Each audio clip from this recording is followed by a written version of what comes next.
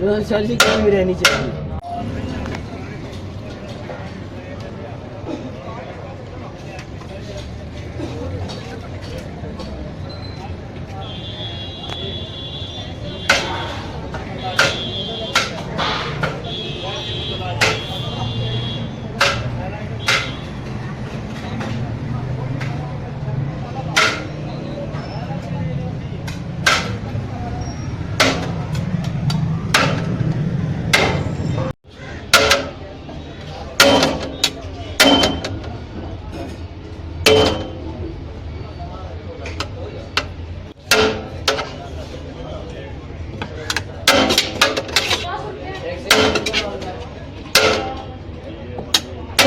ਚਾਹ ਜੀ ਸਤਰਾ ਜੀ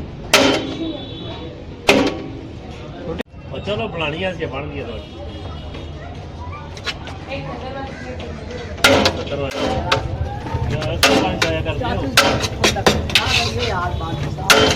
दो 80 वाले